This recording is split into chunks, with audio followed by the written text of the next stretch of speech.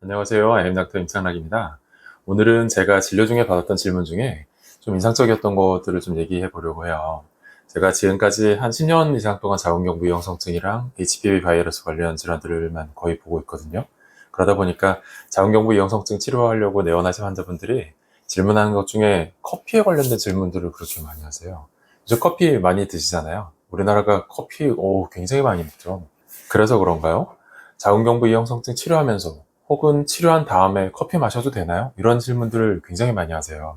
처음에는 저도 커피에 관련된 얘기들을 듣고 별로 대수롭지 않게 커피 드셔도 괜찮죠 라고 그냥 하고 말았는데, 사실 카페인이 항암 효과가 있다는 사실은 익히 알려진 사실이거든요. 그래서 커피 속에 있는 카페인이 혹시 자궁경부 암이나 자궁경부 이형성증에도 좀 좋은 효과를 낼 수 있지 않을까? 뭐 이런 생각이 들었어요. 그래서 찾아보기로 했습니다. 이 사이트 구글 학술 검색이죠. 구글 스칼라. 예전에 대학원 다닐 때는 펌메드 같은 사이트를 굉장히 많이 봤는데, 요새는 논문 찾으려면 거의 구글에서 검색하는 것 같아요. 처음부터 키워드를 HPV와 커피로 넣었던 건 아니고요. 처음에는 서비컬 캔서, 서비컬 디스플라지아, 그러니까 자궁경부 암, 자궁경부 이형성증 이런 것들을 키워드로 해서 찾아봤었는데, 커피와의 연관성 혹은 카페인과의 연관성은 세포 실험 수준에서 카페인이 자궁경부 암 세포를 억제한다 이 정도 수준의 내용밖에 없더라고요. 그래서 HPV와 커피에 대해서는 어떤 관계가 있는지에 대한 논문을 한번 찾아봤는데 내용이 있어요. 지금 메뉴에 보니까 카페인이 파필로마 바이러스, HPV가 파필로마 바이러스죠. 거기에 미치는 영향에 대해서 나와 있어요. 한번 들어가 볼까요? 들어가 봤더니까 카페인이 DNA 데미지 리스판스, 그러니까 세포 안에 있는 DNA가 망가질 때, 뭔가 고장이 났을 때 거기에 대한 반응을 하는 억제제로서 역할을 한대요. 그게 파필로마 바이러스의 지놈, 그러니까 유전자를 레플리케이션이라는 거 복제죠. 복제할 때 어떤 영향을 미치는가. 아마 세포 실험일 것 같아요. 세포 실험이고 기전 연구인 것 같아요. 조금 어려운 내용이 있을 것 같긴 한데, 그래도 기전 연구를 보면 좋은 게 기전만 알아도 나머지 이제 생활 습관이라든가 다른 내용들을 굉장히 쉽게 이해할 수가 있거든요. 그래서 기전 연구는 한번 좀 참고하는 게 좋을 것 같아요. 그리고 밑에 보니까 커피가 오럴 앤 파린지얼이니까 구강 아니면은 인두암 그거 발생하는데 보호 효과가 있다 이런 내용도 있고요. 또 그 밑에 커피와 티, 차에도 카페인이 들어있죠. 그래서 커피와 차에 헤드 앤 넥 캔서, 그 머리와 이거 두경부암이라고 그러죠. 머리와 목에 생기는 암에 어떤 영향을 미치는지 이런 것들이 나와 있는 논문에 직접 들어가 보니까 커피와 티가 헤드앤넥 캔서의 발생에 어떤 영향을 미치는 거를 에피데미올로지를 봤다는 건 역학적 연구를 했다는 거거든요. 이런 것들을 보면은 통계적인 내용을 알 수 있어요. 커피를 마심으로 인해서 두경부암이 얼마나 발생하는지, 발생률을 얼마나 줄이는지 이런 거에 대한 통계적인 논문이 들어가 있을 거거든요. 이런 통계적인 내용을 파악하면 기존 연구의 어떤 좀 갈피를 잡는 데 도움을 많이 받을 수가 있죠. 그래서 실제로 논문을 한번 참고해 보려고 가져와 봤어요. 카페인의 효과예요.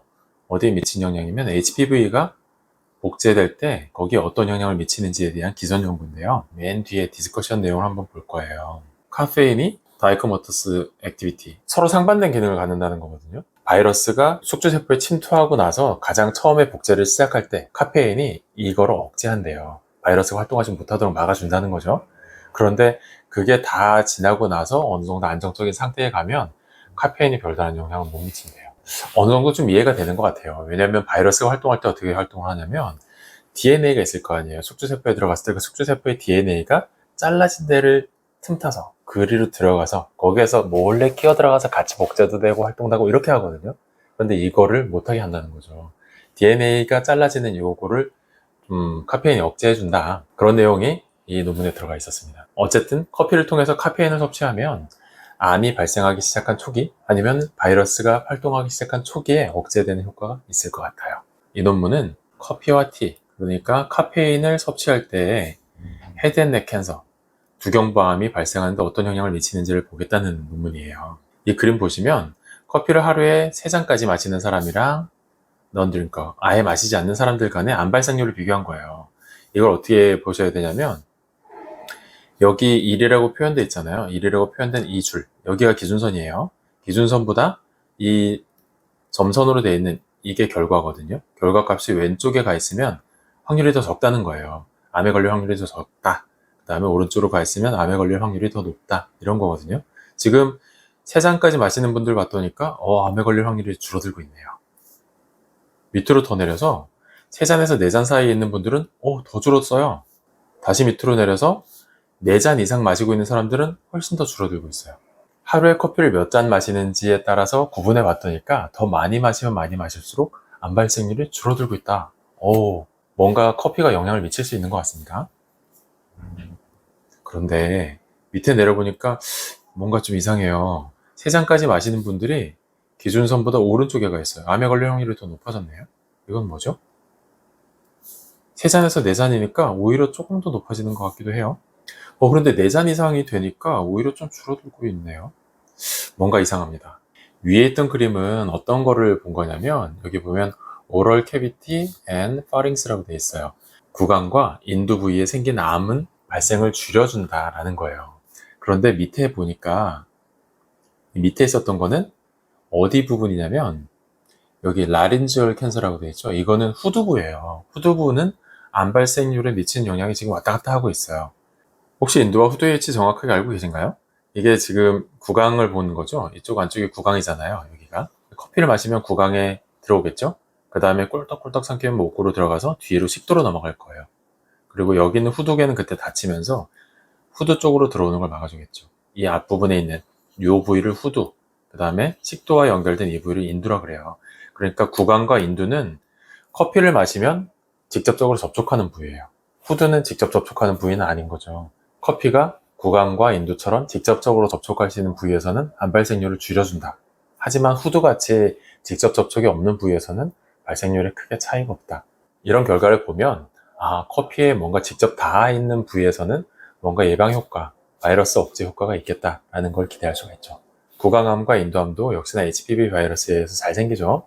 모든 암이 그러는 건 아니지만 상당 부분 HPV 바이러스가 원인이 된다고 알려져 있어요. 그런데 이런 암들조차도 커피가 닿음으로써 예방할 수 있다면 자궁경부암도 그렇게 예방할 수 있을까? 혹은 자궁경부 이형성증 환자도 커피를 마심으로써 도움을 받을 수 있을까? 라고 생각해 봤는데 직접 접촉이 없는 후두 부위에서는 사실 큰 연관이 없었거든요. 이런 거에 밀어볼 때 아마 자궁경부 이형성증에는 그다지 큰 영향을 미치지 않겠다라고 예측해 볼 수 있죠. 그런데 이런 건 있어요. 커피를 드실 때 만약에 시럽을 많이 타 드시거나 아니면 크림을 많이 올려 드시거나 이렇게 지방 섭취량이나 당분 섭취량이 많아지면 그거 자체로서 혈액순환을 많이 떨어뜨릴 수 있어요. 자궁 건강에 가장 중요한 1번, 그게 자궁 순환이거든요. 이거를 커피에 들어가는 다른 첨가물인 시럽이나 크림이 좀 억제할 수 있다. 만약에 커피를 드실 때 시럽이나 크림을 많이 넣어서 드신다면 그건 조금 주의할 필요가 있으세요. 자, 오늘은 자궁경부 이형성증 환자분들이 질문하시는 것 중에 커피 마셔도 되나요? 이 질문에 대해서 대답해 드리느라고 영상을 준비했는데요. 결론적으로 커피는 큰 상관이 없습니다. 하지만 커피에 들어갈 수 있는 첨가물들인 시럽이나 크림들은 조금 양을 줄이시거나 아예 안 넣으시는 게 훨씬 더 좋아요. 그 정도로 정리할 수 있겠고요. 오늘 본 논문들에서 그래도 꽤나 흥미로운 내용들이 많이 있었어요. 카페인이 직접 닿을 수 있는 구강암이나 아니면 인두암들은 발생을 조금 억제할 수 있다. 그래서 커피를 많이 드시는 사람들의 구강암과 인두암 발생률이 줄어든다. 이런 내용들은 사실 저도 구체적인 수치까지는 파악하지 못하고 있었거든요. 그런데 그거에 대해서 좀 구체적으로 파악할 수 있게 된 계기가 된 것 같아요. 자, 오늘 설명드린 내용이 도움이 되었다고 생각하신다면 구독과 좋아요 부탁드리겠습니다. 영상 시청해주셔서 감사합니다.